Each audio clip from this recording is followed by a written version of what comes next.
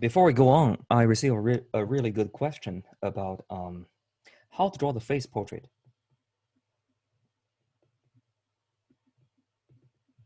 Of systems with repeated eigenvalue. I kind of draw it. I didn't talk too much about it.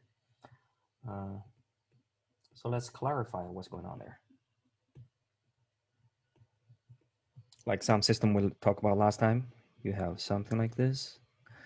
You have your lambda equals -2, and it has a multiplicity of 2. So you have repeated real eigenvalues.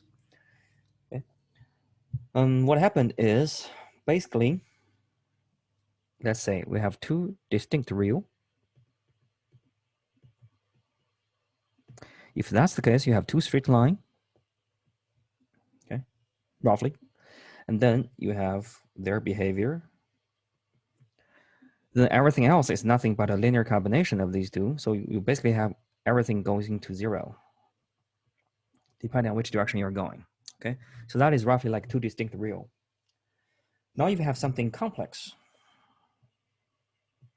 For complex, you always have a pair of complex eigenvalues. They actually give you the same thing, that is the rotation. Let's also take sync. That's going to be a complex, right? For eigenvalues. So straight line solution, two of them, no straight line solution, and then the one with repeated eigenvalue is exactly one straight line solution. So it's kind of in the middle on the boundary of both. We have one, but we only have one, not the second one. Otherwise, we have the straight line solutions. Okay, so one straight line solution.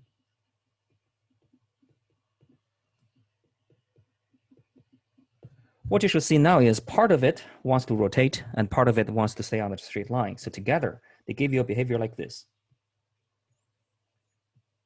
If it's really a rotation, your rotation should go all the way across this line and then come back and start doing that.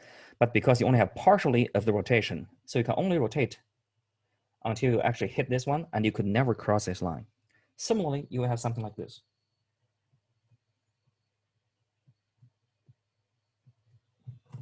That's roughly what this face portrait for repeated eigenvalue is. Of course, I'm drawing things for sync. But if you have a source, you just draw a similar graph, but all the arrow goes outwards. Okay. So that's kind of in between. Very easy to think about. Now, if you're looking for a careful discussion, well, basically what's going on is you have your y, like we did last time. We have two parts, one without a t and one with a t. Moreover, we know this v1 is going to be the eigenvector, satisfying lambda v equals av, because we just calculated from there. Okay, so what you're going to see is, number one, this is your v1, not your v2, not your v0. This is your v1. Okay.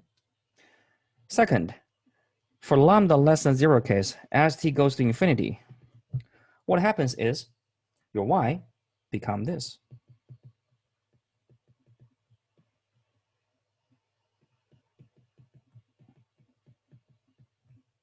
If you simplify a little bit, so as t goes to infinity, number one, y goes to 0, 0.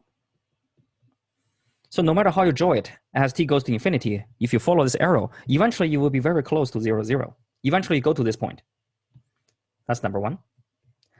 Number two, as t become infinity, this one does not make much difference anymore because the whole thing goes to just this point because you have a t here.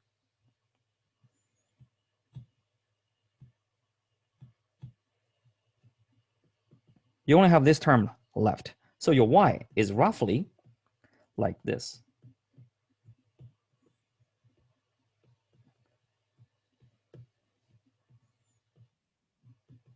Times e to the lambda t. So basically, whatever happens with v0 doesn't matter anymore, since the other vector has a t inside. When t is big, this one becomes that one.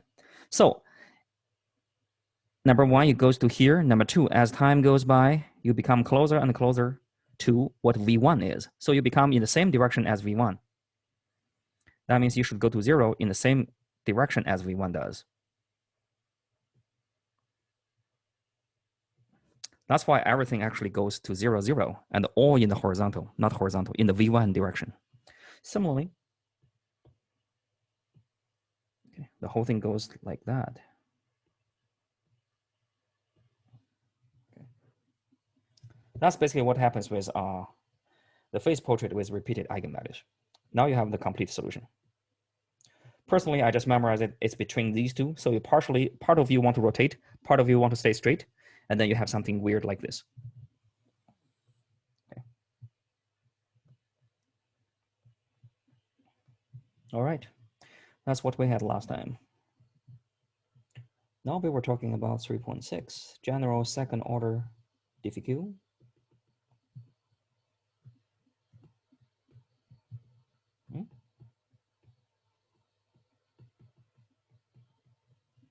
Okay, with constant coefficient, which is linear. Now we say this is the first way we can do it. This is the second way we can do it.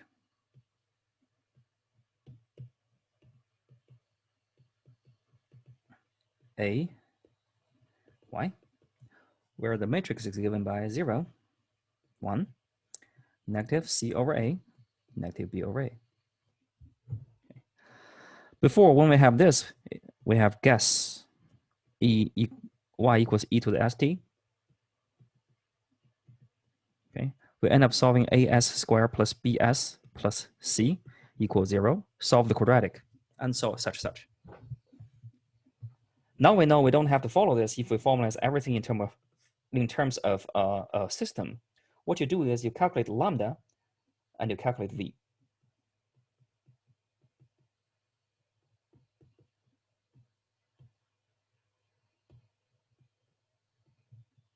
Okay. Once you finish that, you find, actually we did the calculation last time, you end up solving exactly the same quadratic equation. Once you try to do the eigenvalue through,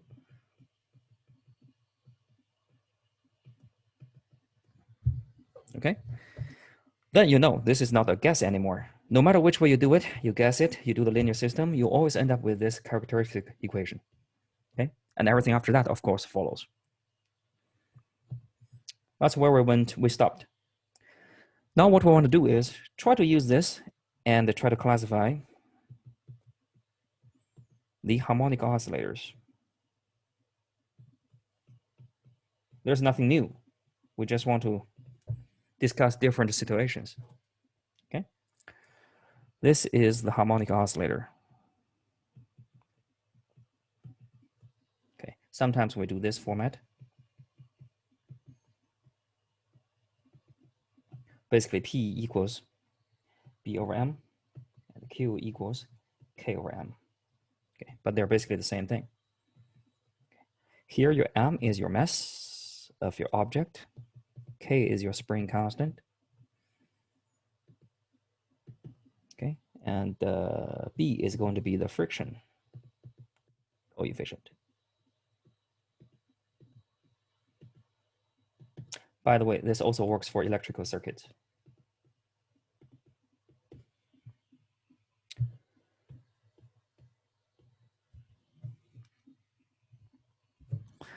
With all our knowledge, now we can associate this one with M lambda squared plus B lambda plus K equals 0 for eigenvalues.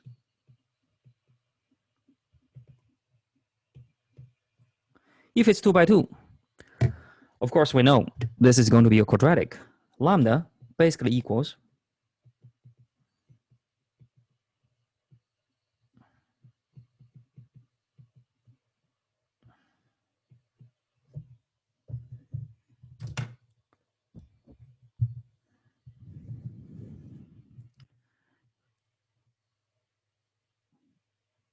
now we totally know. There are several possible cases. You may have two distinct real solutions.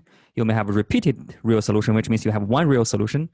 Sometimes you have no real solution, which means you have a pair of complex solutions. So classification of harmonic oscillator is basically write down all those kind of situations. Okay, let's start from the most basic one. Number one, undamped, which means no friction. B equals 0. Now, if B equals 0, your lambda is basically -0 plus minus square root of 0 minus 4mk divided by 2m, which is square root 4m squared negative 4mk, which is square root of k over m with a negative, so you put I here, plus or minus.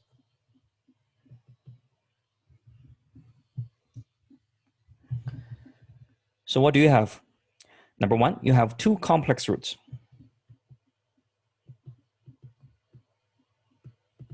Okay. Cosine, sine, both with a t.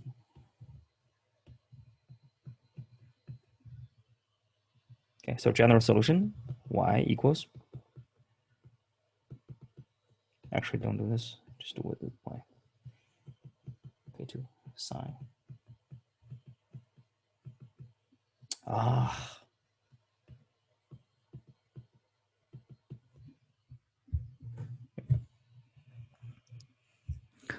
Your face portrait is going to be a spiral. Meanwhile, does it spiral in or does it spiral away? You need to look at the real value. The real value actually give you 0, which means you have e to the 0t, which means your size does not become bigger or smaller.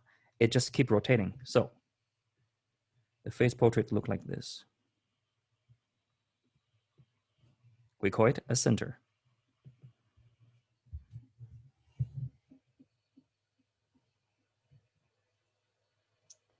Moreover, this one, we call it the natural frequency of your spring.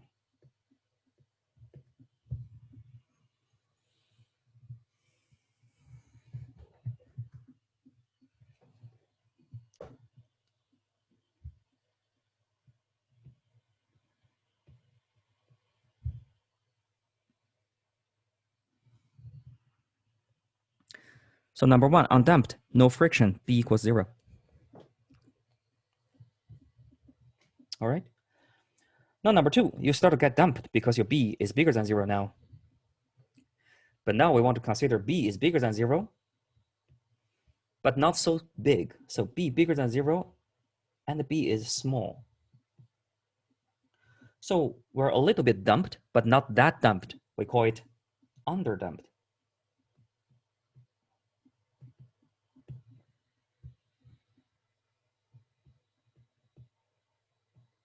What do you have?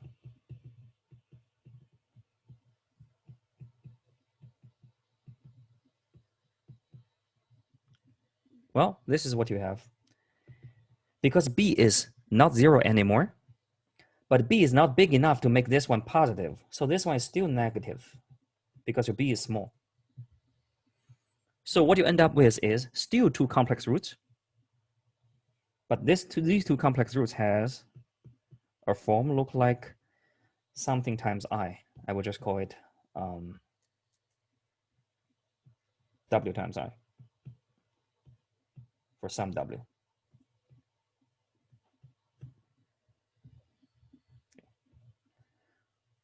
All right, since it's complex, what do you have? You still have a rotation.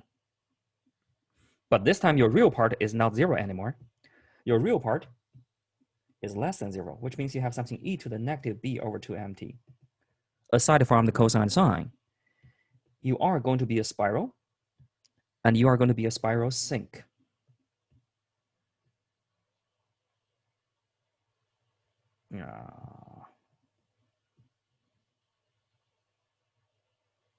Keep going. So spiral sink. That's why we have underdamped harmonic oscillator.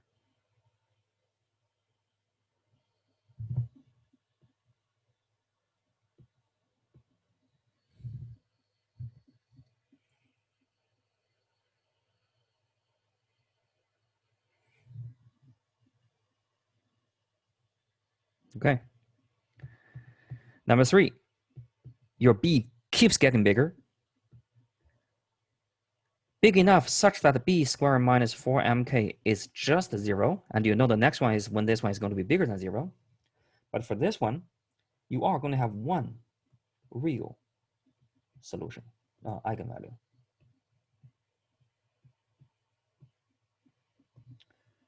Okay. For this case, we call it critical damped.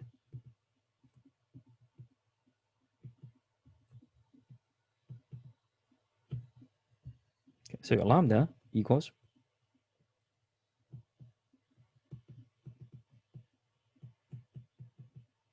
but your b is big enough such that this part is just 0, which means b squared equals 4mk, which means b equals square root of 2mk. So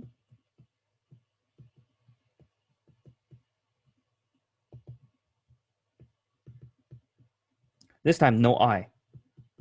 This is real. Okay, so we have a repeated real.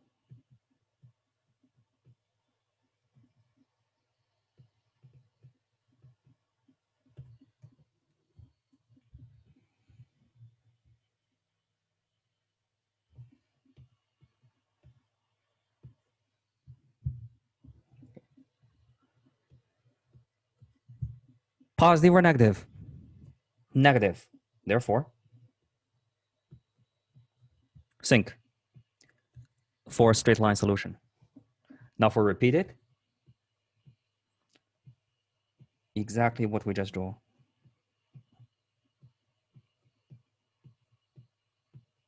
So again, this one's going to be a sinc.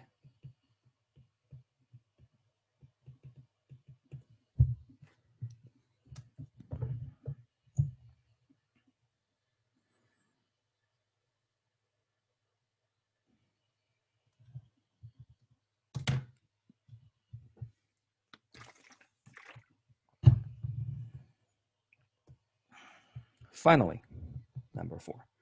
B keeps getting bigger, and B is large. So large such that b squared minus 4mk is bigger than 0 now. Then lambda clearly has two distinct real solution. Then clearly, maybe not these two. Let's draw it carefully. Something like this. Okay. That would be your phase portrait.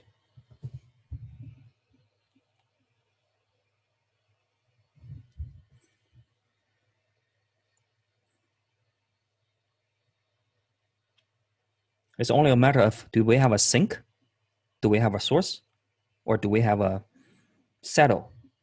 According to our experience, of course we have a sink. Your spring mass system stops, right? So eventually you end up at 0, 0. So of course you have a sink. Then everything else look like this. Depending on which way you shake faster. Okay, so it's going to be a sink. That must mean that the two real solution has to be less than 0. So 2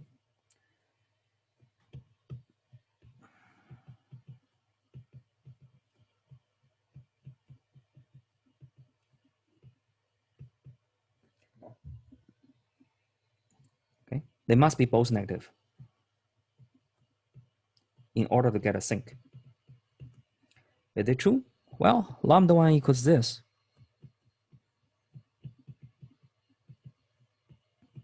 Clearly it's negative. Lambda 2 equals this.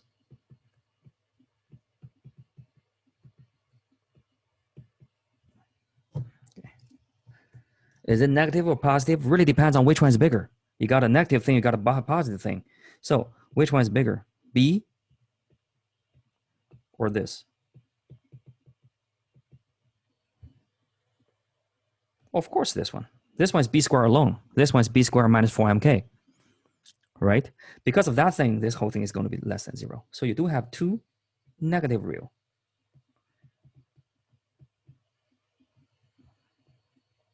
Eigenvalue.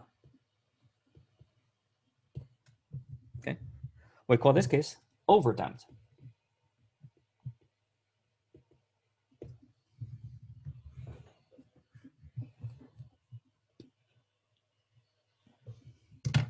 That's all the possible cases for harmonic oscillator.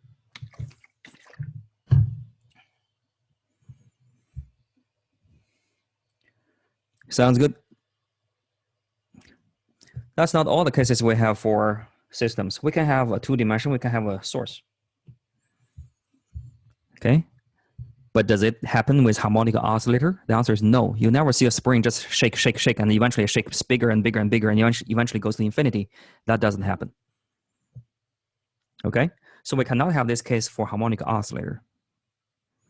But if you want to explain it from the system of equations, it's actually very easy because you have m lambda square plus b lambda plus c equals 0. If you just view this as a regular quadratic, your b, your c, your m can be negative. That's actually where you get all the source and things like that. Still okay? But for harmonic oscillators, you have a restriction. That is m, b, and c has to be positive. Therefore, you can only have the sink case. You will never have the source case, no matter for which one. Okay. Prevents the source case. Okay. Because in general, your M, B, C are supposed to be able to be any number we want. They can be negative.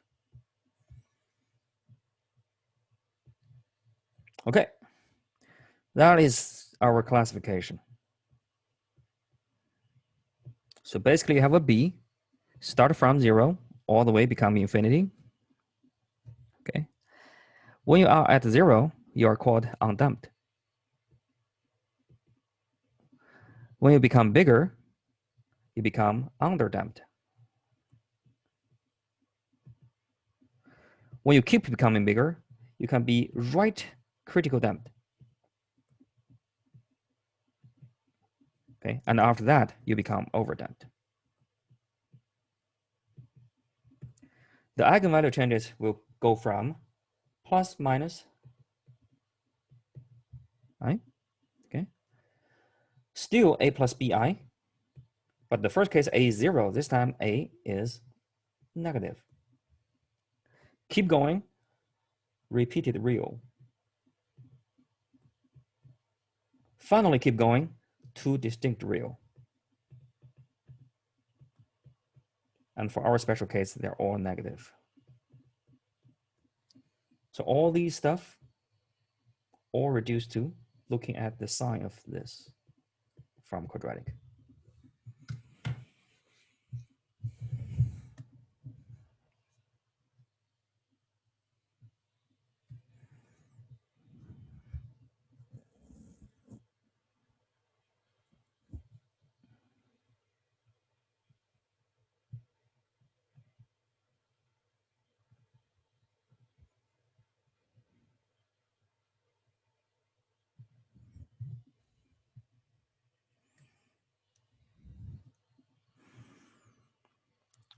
So nothing new here, just writing down what we know. Okay. Is everything good? 4 cases, depending on how big your friction is. Okay, as you increase your friction, you become more and more damped. Now let's just quickly look at the phase portrait, see what's going on. Let's see. Okay, first case undamped. Notice there is a 0 and 0 here, so you only have the you have no friction because this is 0. Okay.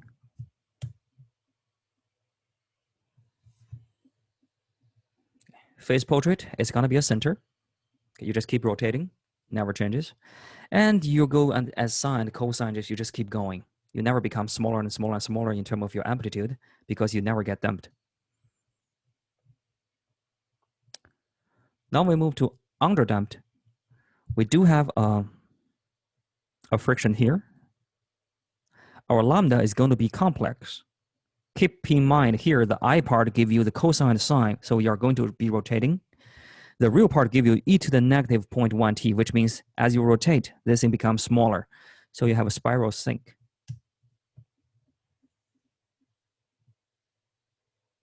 Spiral sink going in. Okay. And you can see you still have sine and cosine, but as time goes by, you become weaker and weaker and weaker. This is exactly what you have for e to the negative at, cosine bt. Okay, the e to the negative at part reduce the amplitude.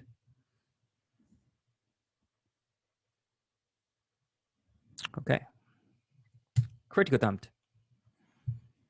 You only have one lambda, it's real, it's negative, and you only have one eigenvector. In that direction, you have a straight line solution. Everything else, try to match it as t goes to infinity. That's what we have repeated. So this is a straight line, which is your eigenvector. You can see everything else, just try to, try to rotate. They try to spiral in, but as soon as they touch this one, they have to get sucked in. Okay. Eventually, everybody go to 0, 0. They have to go to 0, 0 in the direction of the straight line. If you look at the amplitude of your displacement and velocity, you can see they basically don't have cosine anymore. They don't have sine anymore. It's purely exponential, and it stops there. Okay. Finally, to real, it's pretty easy to understand. Straight line solution like this. Yeah, I picked a bad number, but you can, hopefully you can see it's two straight line. It's different from what we had before. And you can see both become exponential. Actually, did I pick the same thing? -1, -2. So one is slower. I should have picked a different one to make them more dramatic, but yeah, either way. So basically there's no oscillation. Your friction is so big such that you cannot even complete going from the right to the middle. Okay, you just get stuck in the process forever.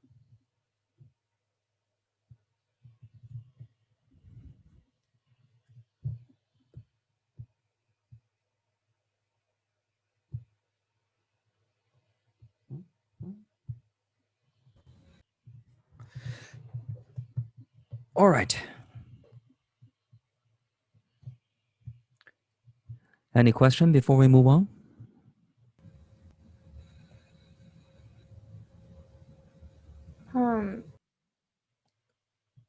Oh, sorry. I thought it was a mistake. No, if you had like a forcing term, would that affect the eigenvalues?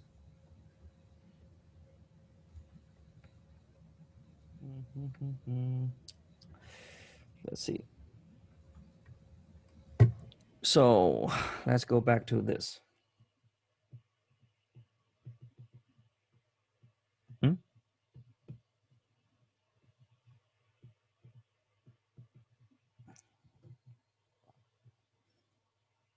Cy equals 0. Okay, that's what we said for everything we just did. But note, this basically means zero forcing.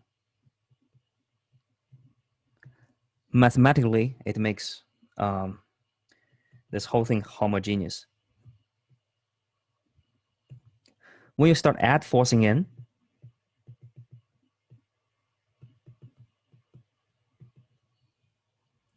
for example, cosine omega t or something like that, okay, your question becomes, does it change the eigenvalue and the eigenvector? The answer is no. It does not change the eigenvalue and eigenvector. But the new thing will look like this. Everything good so far? Plus a b. And this b has nothing to do with which time you are right now and whatever. And this b contains all the force.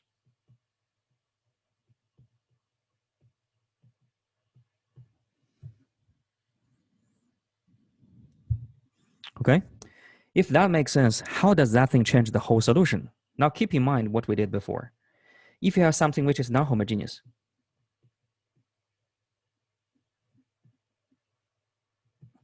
what you will have is your final solution is going to look like two parts.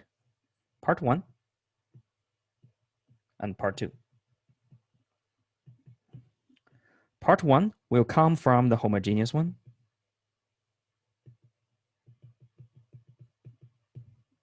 Part 2, you just need one special solution.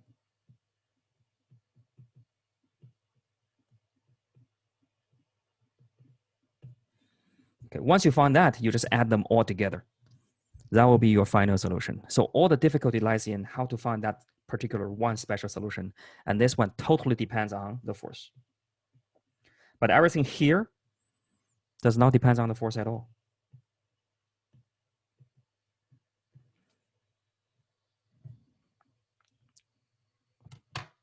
Make sense here?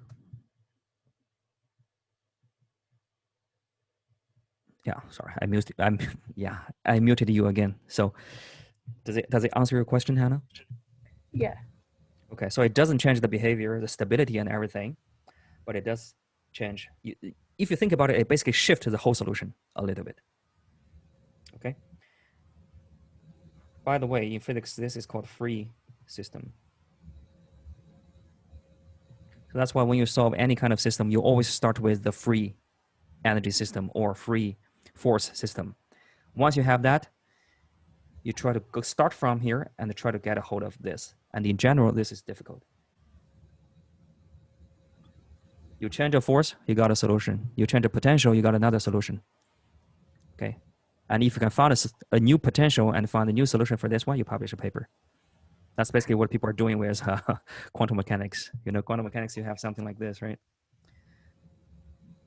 HD c over dt equals ht c. All right. Your h is going to be p squared over 2m. I'm not too careful here. Plus a potential. So basically how they publish paper is they pick a potential, they solve it. That's one publication. You pick a different potential, you solve it. That's a different publication. So adding force is really difficult. Okay. Even though you feel like they only solved the edgy cases, that's actually very difficult. The majority is done by numerous of people to make it clean. All right. Other questions? Chapter 4, we don't have time to cover. And it's really short. I won't say short. It's long, but it doesn't contain much information. So you can do it by yourself. Read by yourself.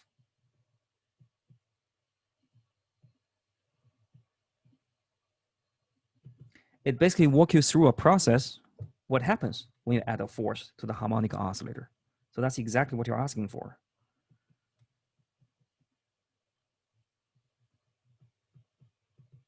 That's where all the resonance come into play. And you have product 6 and 7, which is on this topic. So I chose to not go over it because they spent 5 sections just talking about the same thing. I don't know why. Okay, you can just finish everything in one section, but somehow they just keep talking about it. So what I did is just you read the book, you do the project, you get stuck with the product, you bring it to class. I can go over all the detail about the product.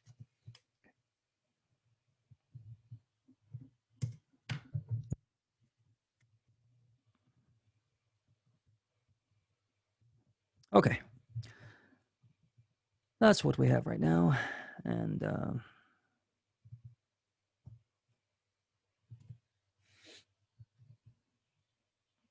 any other questions?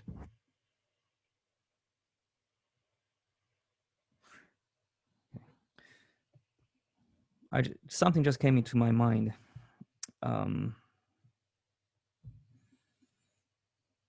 Even though you didn't ask, maybe this is what you are really thinking about. That is, can you change the behavior of the eigenvalues?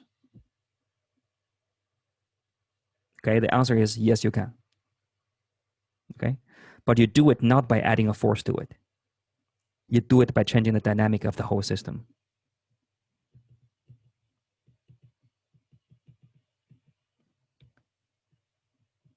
You change it here.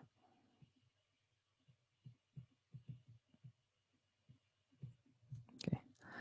Why do you want that? Because you want to change the behavior of the equilibrium. In general, we really don't like a source. We want to change it to be a sink.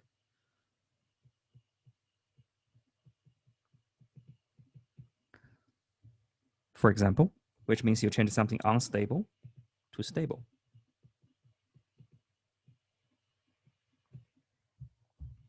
Okay, so that thing goes all the way back to control theorem, a control system, control problem. Okay, so again, read the thing I sent you guys.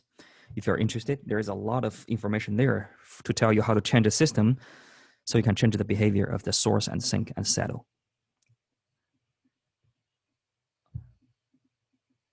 We will cover this later. But if you just think about a cart, okay, with a bar, with a stick pointing to the sky, and it is holding this is holding a bowl, something like that. Okay, can you see this one? If it stays steady, it's going to be an equilibrium. You just stay there, okay, never move. Meanwhile, it is not a stable equilibrium. You go a little bit further to this side, this whole thing fall. So that is going to be a source.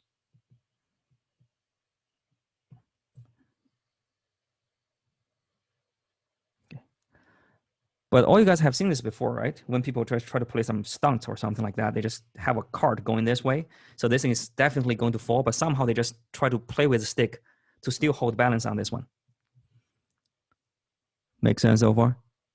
So you have a cart moving horizontally. Meanwhile, the ball is still staying steady. It's not falling. Then, of course, you apply some force on your hand in order for that thing to happen. That becomes a control problem. Basically, you change its source to a sink by applying some mechanic pressure on the stick. We would go over this later. Okay.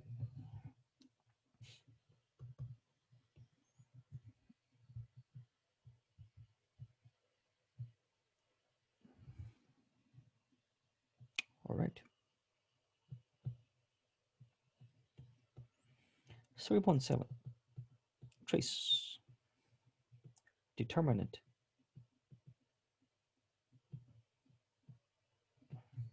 How do they call it? Trace determinant.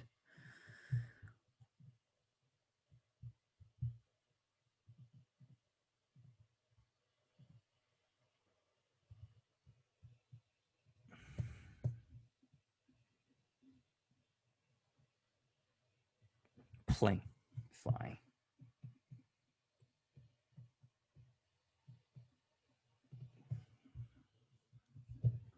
All right. 2D. Homogeneous.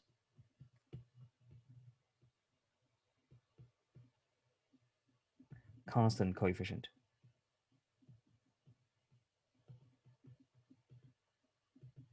Okay. What can happen? Number 1. 2. Real. If that happens, 3 case.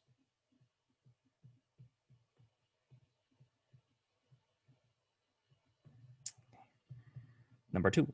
1 repeated real. If that happens,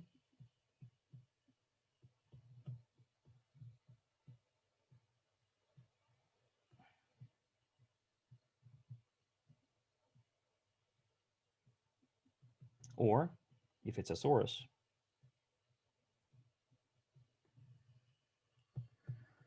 zero real. How to say zero eigenvalue.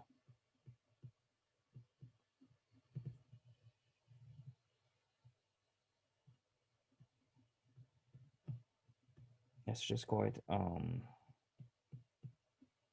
things like that.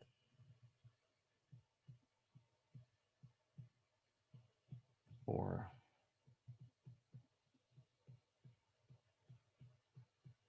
finally, complex. When I say complex, always it's 2.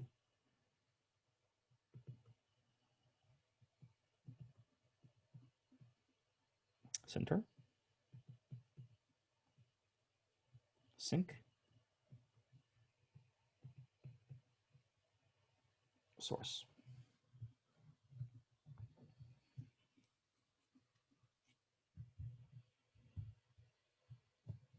That's all we have so far. We have all these different cases. How to do it? You repeat the same process for doing all these things.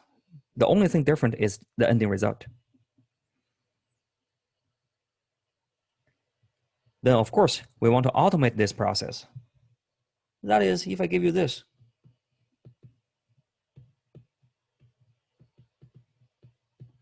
can you tell me which case it is?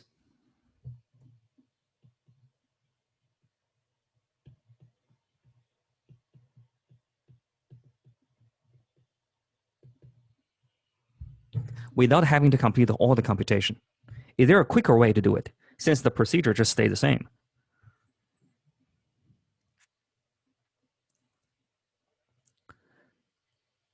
Sounds good? Okay, that's what we need to do with the trace and the determinant plane. Basically, we pick several quantities. We just look at the relation between these quantities. Depending on the relation, you can tell which case it is right away. You can tell it really quickly. Okay, so you want to do this fast.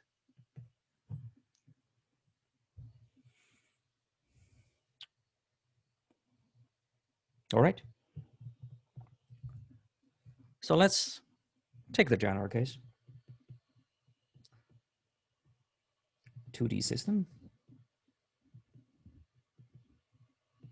A equals A, B, C, D.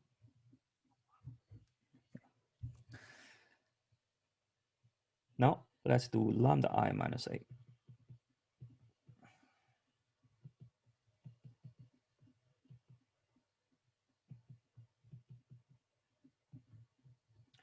Determinant of lambda I minus A.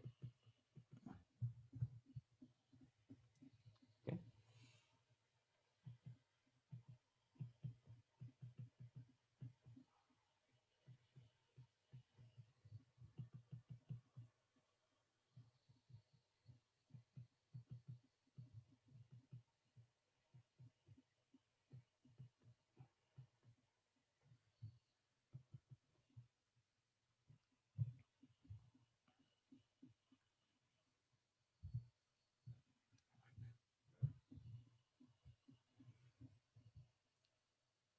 Now let's take a look.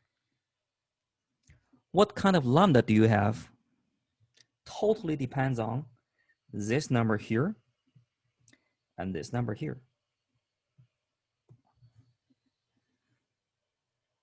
You may have different matrix, but as long as they give you the same these two numbers, they will have the same behavior.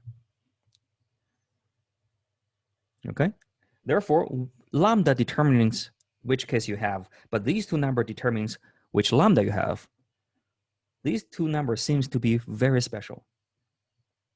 We call this T.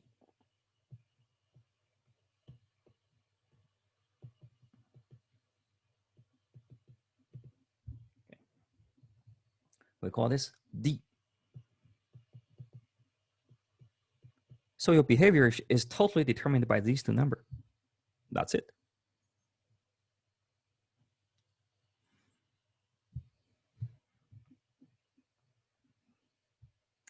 Moreover, if you try to solve it, now we can change everything to be lambda squared minus T lambda equals, hold on, plus D equals 0. This gives you lambda equals T plus or minus 2 T squared minus 4D.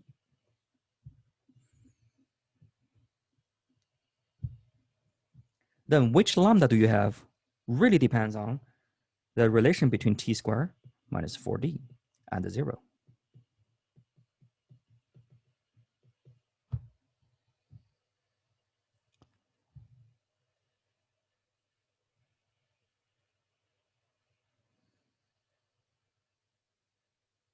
Okay, keep going. What do you mean by that? That means if I have a T here, if I have a D here, so I have the TD plane. Okay, Can you draw where t squared equals 4d? That just implies d equals t squared over 4. That is just a parabola in TD plane.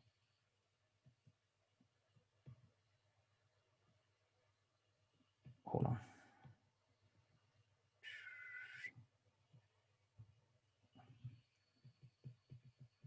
Or more precisely, d equals t squared over 4.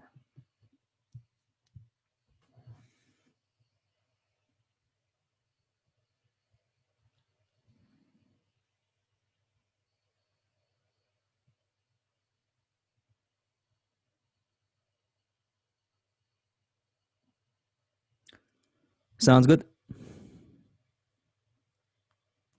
Then, which behavior do you have really depends on this plane. Where is your parameter?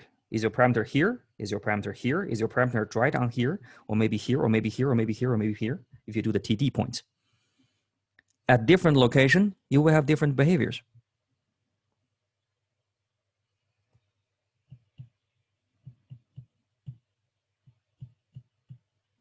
Sounds good? Okay, so let me write down the process. If you know a matrix, of course you can calculate the T and D. It's a number. Once you have this number, you can put this number into this plane. Okay? Then your behavior totally depends on where you lies on this plane, because that determines this thing here. That parabola is where you differentiate from too real to complex or critical real.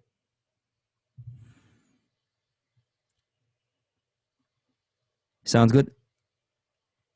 Okay. And the beauty here is we can actually do this once for all. We do it for just once, then we can make a table. Next time you just look for the table. Compute the T and the D, see the table, determine the behavior. Okay, so let's write it down into the TD plane. Depending on the location, you have the behavior of the system.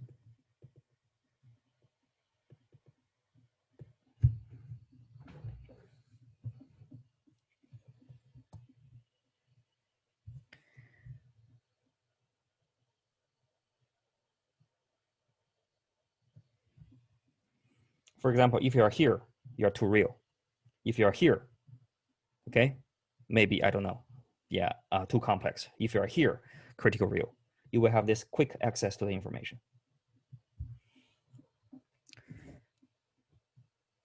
Is the idea clear?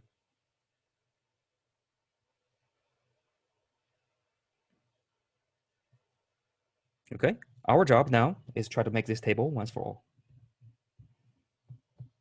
The TD plane. Okay. So definition, number one, we have a T. It equals AD, A plus D. Number two, you have a D, AD minus BC. Okay, these two together give you lambda square minus T lambda plus D equals 0. Okay, your solution, lambda, is going to be T plus or minus 2 square root of T squared minus 4D.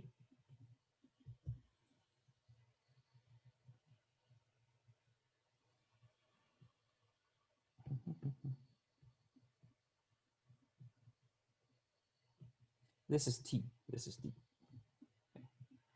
Now we have this parabola.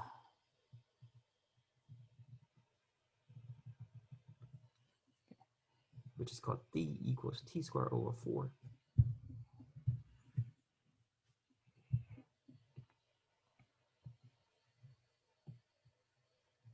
Now let's add it to the information. Okay. First, this region above the parabola, what happened?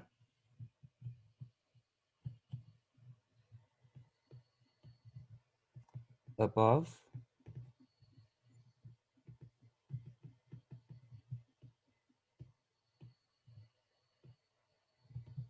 which means D is bigger than T squared over 4. This implies T squared minus 4D is less than 0.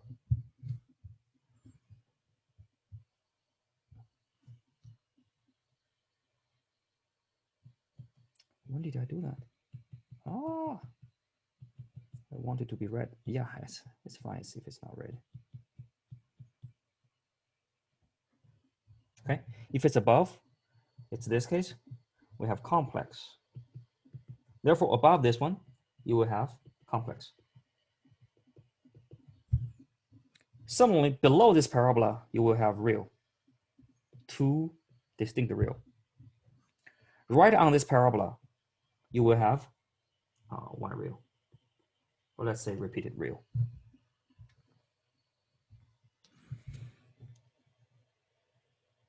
Okay, so above, you will have one of these cases, or center. Okay. Below, you will have cases like this. Okay. And right on it, you are going to have something which is critical.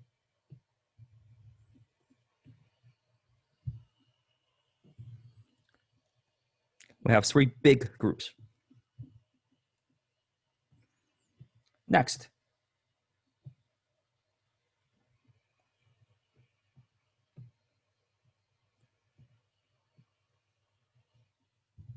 Okay. On top of this, you have three cases.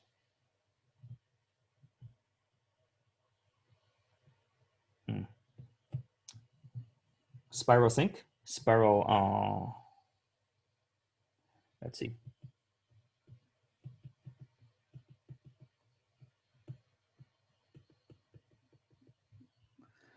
On top of this, you already know this one is complex. This one is actually imaginary, something times I.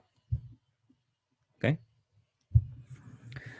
Do you have a spiral sink? Do you have a spiral source? Or do you have a center? Totally depends on the real part.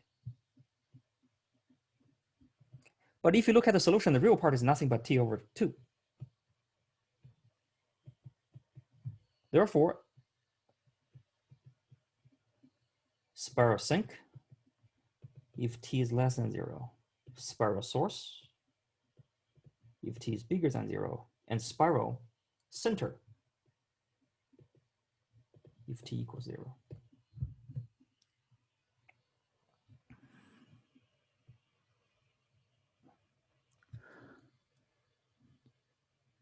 Now we can put them into the corresponding region. T is positive means it's on the right of this thing. So number one, when t equals 0, you are going to have the center case.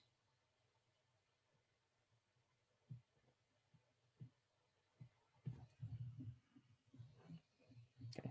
When t is bigger than 0, you are going to have the source case.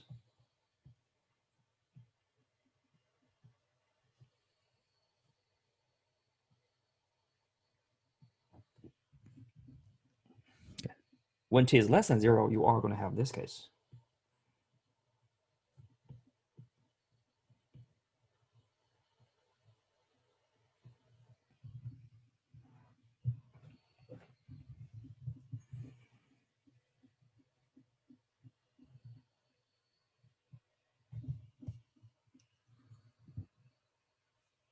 And everything stay above that parabola.